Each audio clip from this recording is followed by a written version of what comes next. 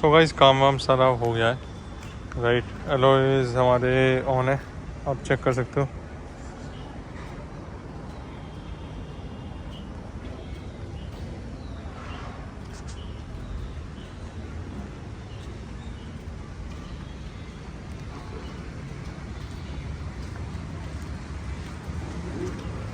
तो अभी हम ऑल सेट है, बट एक्चुअली क्या दिक्कत है ना, ब्रियो के अंदर थोड़े से सस्पेंशंस और ये सब आउट हो गए हैं, तो अभी वो काम हमें कराना पड़ेगा।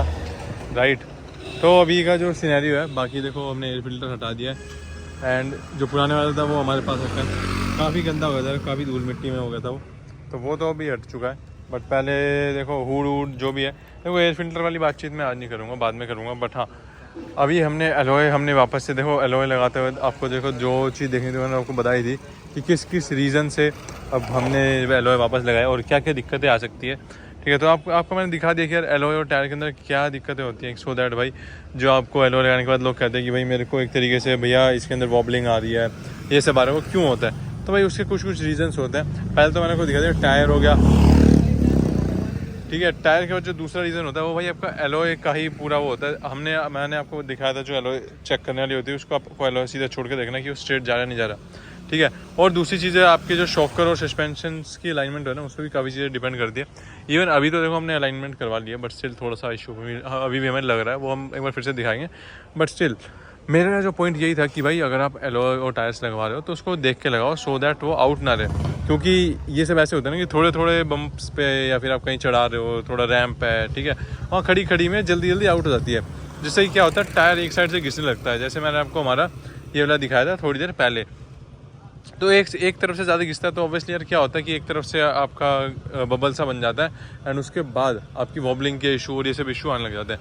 अलॉन्ग विद दिस मैं ये बोलूँगा कि अगर आपका टायर बहुत बढ़िया क्वालिटी का और एलॉय बहुत बढ़िया क्वालिटी का, तो आई डोंट थिंक कि वॉबलिंग का इशू आता है। हाई स्पीड में फिर भी थोड़ा बहुत आता है, बट हाँ मेरे जो पॉइंट्स है वो मैंने अभी डिस्कस करे हैं। बट एक और चीज़ है जो मैं बता रहा था, जो एलॉय के साथ दिक्कत आती है, वो है केबिन में नॉइज़। केबिन में नॉइज़ भी बहुत सारे लोगों को आती है क्योंकि एलॉय बड़े होते हैं एंड एकदम एक तरीके से अगर मैं बताऊँ तो यहाँ से देखो, मैं ये नहीं बोलूँगा कि चिपक जाते हैं, बट स्टिल जो ओवरऑल इनकी रनिंग होती है ना, वो एकदम कैबिन के अंदर पास ऑन होती है, सो दैट जो कैबिन में नॉइज़ है वो आता है और आपको लगता है कि एनवीएच लेवल कार के बढ़ गए हैं। तो ये कुछ पॉइंट्स थे। बट हाँ, अगर आप एकदम परफेक्ट और वेल बैलेंस्ड एलॉय लगाते हो तो ये सब दिक्कतें नहीं आएगी। बाकी एयर फिल्टर की मैं बात करूँ तो भाई एयर फिल्टर की मैं वीडियो अलग बनाऊँगा, क्योंकि ये कहीं ना कहीं एक तरीके से मैं ये बोलूँगा कि भाई जो हमने काम करा है मैंने वही दिखाया आपको। राइट, बाकी का जो काम है एग्जॉस्ट वाला वो तो कोई दिक्कत नहीं है, उसमें ऐसी कुछ वो नहीं है खास बात। बट हाँ, परफॉर्मेंस और एयर फिल्टर पे मैं अलग से वीडियो बनाऊंगा। आज थोड़ा एलॉय पे वापस से फोकस कर लेते हैं। आई डोंट थिंक कि कुछ रह गया है, बट स्टिल इक्का दुक्का पॉइंट यही है कि यार आप एकदम बड़े एलॉय ना लगाओ क्योंकि सस्पेंशन पे लोड पड़ता है। राइट, एंड बहुत सारे लोग कहते हैं कि एलॉय और स्टील रिम में भाई क्या डिफरेंस है। स्टील रिम देखो थोड़े से मैं बोलूँगा कि देखो लोग कहते हैं कि स्टील रिम भाई भारी होते हैं, ये होते हैं, बट नहीं भाई। अगर ऐसे एलॉय होते हैं, ठीक है, और नॉर्मल से एलॉयज होते हैं, ठीक है, अगर कोई क्वालिटी वाले एलॉय नहीं होते जैसे BBS हो गए, ठीक है, या फिर हाई क्वालिटी हो गई लेंजो हो गए, तो वो एलॉय ना, वो वाले जो BBS लेंजो और बढ़िया ब्रांड है वो तो देखो हल्के होते हैं, नो डाउट। बट जो ये लोकल चाइनीज़ वाले होते हैं ना, ये देखो मैं नहीं कह रहा, ये ऑब्वियसली जो भी करोल बाग मायापुर यहाँ सब में मिलते हैं, इवन आपको कोई भी शॉप में मिलते हैं, इनक्यूबस लिटरली वो उतने हल्के नहीं होते जितने कि आप लोग समझते हो। ठीक है, वो कहीं ना कहीं स्टील रिम के बराबर ही आते हैं एंड क्योंकि इसका इंचेस भी बड़ा है, राइट, वो 14 इंचेस के थे, 16 इंच के, तो कहीं ना कहीं ये इक्का दुक्का % भारी ही हो जाते हैं, तो वेट का इस पर कोई इशू नहीं आता। ठीक है, अलॉन्ग विद दिस अगर मैं कंपनी की ही बात कर लूँ तो जैसे अगर कंपनी अगर होंडा देती है स्टील रिम और होंडा ही देती है एलॉय, तो उसमें भी ना वेट का बहुत ही माइनर डिफरेंस होता है। तो जो लोग कहते हैं ना कि वेट हल्के होते हैं, गाड़ी की राइड क्वालिटी अच्छी होती है, ऐसा कुछ नहीं है। हल्का सा डायनेमिक्स अच्छा कर देती है आपकी गाड़ी के अंदर, ठीक है, क्योंकि स्टील रिम और एलॉय का जो डायनेमिक्स है, ठीक है, जो अर्गोनॉमिक्स है वो थोड़ा सा अलग रहता है, जिससे कि एलॉय के बाद आपको डिफरेंस देखने को मिलेगा आपकी जो ड्राइविंग है, ड्राइविंग डायनेमिक्स में।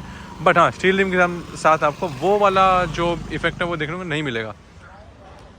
तो ये तो पॉइंट है कि एलॉय के साथ आपको थोड़े से ड्राइविंग डायनेमिक्स को अच्छे हो जाते हैं एंड वो एक तरीके से, अरे क्या था यार वो,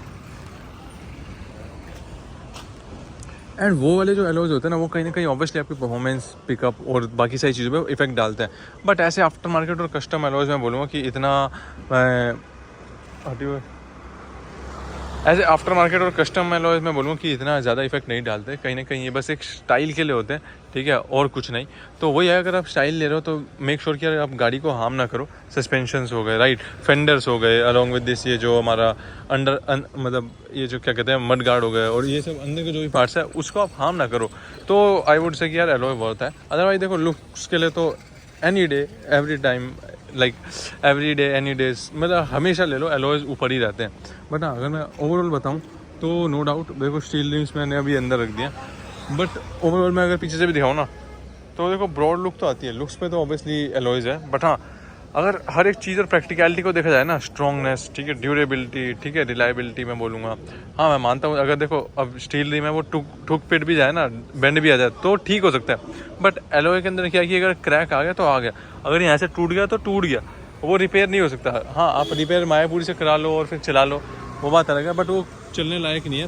वो एक रिस्क ही है आपकी जान पे, क्योंकि अब भाई आपको पता है कि 4 पहिया ही गाड़ी की जान होती है, ठीक है, इसी पे गाड़ी चलती है, एक भी ऊपर नीचे हुआ तो it is a big risk to car and your life as well. तो वो बात है, तो इसलिए मैं प्रेफर तो वही करता हूँ, बट स्टिल अभी हमने लगाई है, अभी हम वापस से देखते हैं क्या बनता है। तो ये मेरे कुछ एलॉयज़ और स्टील रिम के प्रो कौन हो गए और हमने क्यों लगाया और वो सब होगा, क्या क्या प्रोसेस था। बाकी एयर फिल्टर की और जो एग्जॉस्ट की है उसकी मैं अलग वीडियो बनाऊँगा, ठीक है। बाकी आपको आइडिया मैंने दे दिया हर एक चीज़ का, एलॉय और इन सब में क्या डिफरेंस है, और हाँ जो किसको क्या लगाना चाहिए वो भी मैंने बता दिया। बट एक लास्ट चीज़ है वो ये है कि कभी भी आप एलॉय लो शो के लिए बढ़िया है, बट जैसे ये देखो ये गाड़ी के ना कितना बाहर आ रहे हैं, ये वाला आप पीछे से ही देख लो, आगे वाला चलो अंदर है, मतलब आगे वाला तो चलो मुड़ा हुआ है इसलिए, तो ये देखो ये गाड़ी के देखो कितने बाहर आ रहे हैं, ऊपर से मैंने दिखा दिया। तो ये यहाँ अड़ते हैं, ये चीज़ भी देखना, एंड ये यहाँ तो अड़ते ही हैं, बट एक और चीज़ है, तो ये बहुत सारी गाड़ियों के ना यहाँ भी अड़ते हैं, ठीक है, एंड यहाँ भी मोर द टाइम। तो आप ये पहले देख लेना, क्योंकि बहुत सारे लोग क्या करते हैं कि भाई अभी चल रहा है, क्योंकि थोड़े बम्प आते हैं ना तो ऊपर भी अड़ता है, तो वो बात भी आपको देखनी पड़ेगी। तो ये चीज़ थी आज के लिए, तो ठीक है, अभी हम इसको लेकर चलते हैं, बाकी रिव्यू कभी और करेंगे, बारिश का मौसम हो गया है। तो guys that's all for the day, मिलेंगे अगली वीडियो में, तब तक के लिए बाय बाय और टेक केयर।